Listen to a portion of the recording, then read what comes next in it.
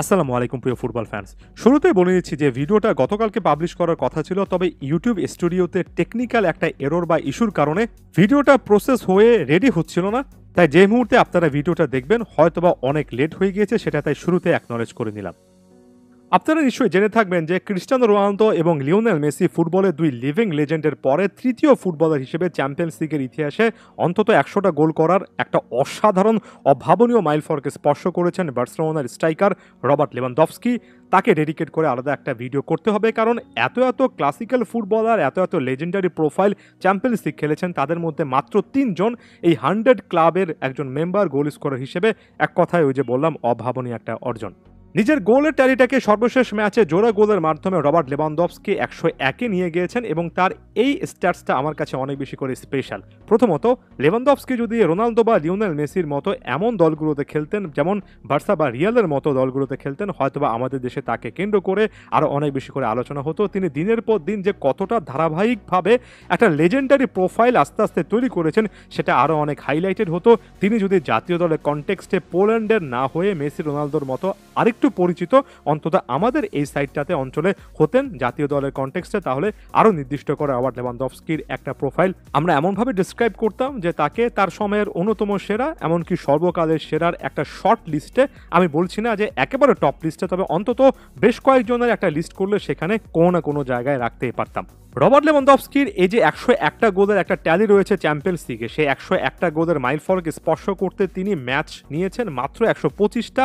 আপনি যদি একেবারে শুধুমাত্র প্রলিফিক গোল স্কোরিংয়ে ফোকাস করেন, অর্থাৎ একজন প্লেয়ার যার মূল কাজটা গোল করা, সেখানে তিনি যে রেশিওটা রেখেছেন প্রত্যেক ম্যাচে ০.৮০ বা ৮-১ হারে, এটা একটা অভাবনীয় স্ট্যাটস। এটা এই জিনিসটা প্রমাণ করে যে তিনি বছরের পর বছর আসলে কতটা ধারাবাহিক ছিলেন, কতটা ভালো খেললে ভিন্ন ভিন্ন জার্সিতে এত হেলদি একটা স্ট্যাটস রাখা যায়।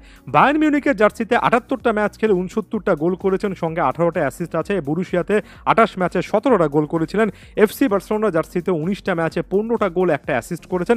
এমন সময় গোল করে যাচ্ছেন যে সময়টাতে বা যে ফেজটাতে আসলে চ্যাম্পিয়ন্স লিগে বার্সেলোনা অনেক ভালো করছে, সেটা বলার মতো এখনো সুযোগ আসেনি। এবং আমার কাছে তার এই স্ট্যাটসের গুরুত্ব আরও অনেকটুকু বেড়ে যায়। এই জিনিসটা ভুলে যাবেন না যে মাঝখানে বার্সাতে এসে তাকে কিন্তু ইউরোপা লিগে খেলতে হয়েছিল। এর আগে বুরুশিয়া ডর্টমুন্ডের হয়ে একটা সময় কিন্তু ইউরোপা লিগ খেলতে হয়েছে। ওই ম্যাচগুলো যদি আসলে চ্যাম্পিয়ন্স লিগের কনটেক্সটে খেলার সুযোগ পেতেন, এই স্ট্যাটসটা আরও বেশি হেলদি হতো। লেভানডফস্কির ক্ষেত্রে আরও একটা ছোট্ট অ্যানালাইসিস করি, যেটা আমার কাছে সবসময় প্রমিনেন্ট বলে মনে হয়। বিশ্বমঞ্চে রবার্ট লেভানডফস্কিকে আমরা প্রথমবার সবচেয়ে হাইলাইটেড কখন হতে দেখেছিলাম মনে আছে? ২০১৩ সালে চ্যাম্পিয়ন্স লিগের সেমিফাইনালে তিনি যখন রিয়ালের বিপক্ষে এক ম্যাচে টানা ৪টা গোল করলেন এবং ৫০ থেকে ৬৭ মিনিটের মধ্যে ৩টা গোল করে একেবারে ম্যাচের কনটেক্সট নিজের দল বুরুশিয়া ডর্টমুন্ডের পক্ষে নিয়ে আসলেন। তখন দেশের অনেকগুলো খ্যাতনামা পত্রিকা রবার্ট লন্ডোভন্ডস্কি এমন টাইপের হেডলাইন করে তাকে হাইলাইট করেছিল, এবং সেই সময়টা থেকে আমরা বিশ্ব মঞ্চে এতটা বড় মাপের একজন স্ট্রাইকার আসছেন সেই আগমনী বার্তাটা পেয়েছিলাম। আমি আরও একটা কি ইনফরমেশনে চলে যাই এবং আমার কাছে এই ব্যাখ্যাটা অনেক বেশি করে ভালো লাগে। একটাবার চিন্তা করে দেখুন, যে সময়টার কথা বলছি ২০১৩, তার আগে লিওনেল মেসি ৪টা ব্যালন ডিওর জিতে ফেলেছেন। তার আগে ক্রিস্টিয়ানো রোনালদো একটা ব্যালন ডিওর জিতে ২০১৩ সালেও কিন্তু দ্বিতীয় ব্যালন ডিওর জিতেছেন। অর্থাৎ আইকনিক এই প্লেয়াররা কিন্তু অনেক কিছু অ্যাচিভ করে ফেলেছিলেন। সেই জায়গা থেকে শুরু করে সেই লাইমলাইটটা বজায় রাখা এবং ধারাবাহিকভাবে পারফর্ম করে মেসি রোনালদোর ওই ক্লাবটাতে ঢুকে যাওয়া, এটা প্রমাণ করে গত এক দশক ধরে লেভানডফস্কি যে টাইপের পারফরমেন্স দিয়েছেন, ওই পার্টিকুলার পারফরমেন্স চ্যাম্পিয়ন্স লিগে গোল স্কোরিং এর জন্য আপনি মেসি রোনালদোর ওই ক্লাবটাতে তাকে যেহেতু দেখতে পাচ্ছেন, এই পার্টিকুলার সময়টাতে এই 10টা বছরে তিনি রোনালদো লিওনেল মেসির থেকে অনেকটুকু পিছিয়ে ছিলেন গোল স্কোরিং এর জায়গা থেকে।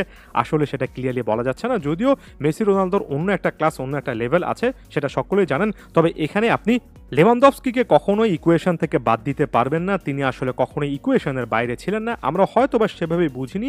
ওই যে বললাম, তিনি যদি জাতীয় দলের কনটেক্সটে কিংবা ক্লাবেও রিয়াল মাদ্রিদ, বার্সার মতো কোনো একটা জায়গায় আরও কম বয়সে খেলতেন, আরও বেশি হাইলাইটেড হতেন। বায়ার্ন মিউনিখের প্রতি সম্মান রেখে বলছি, আমাদের অঞ্চলগুলোতে এটার সঙ্গে নিশ্চয়ই একমত হবেন, বার্সা রিয়ালকে কেন্দ্র করেই কিন্তু আলোচনাটা অনেক বেশি হয়। সেটা যাই হোক, লেজেন্ডারি একটা স্ট্যাটাস অলরেডি টাচ করেছেন। What a player! চ্যাম্পিয়ন্স লিগের আইকনিক একজন ফিগার, তার সময়ের অন্যতম সেরা একজন স্ট্রাইকার। ধন্যবাদ সবাইকে।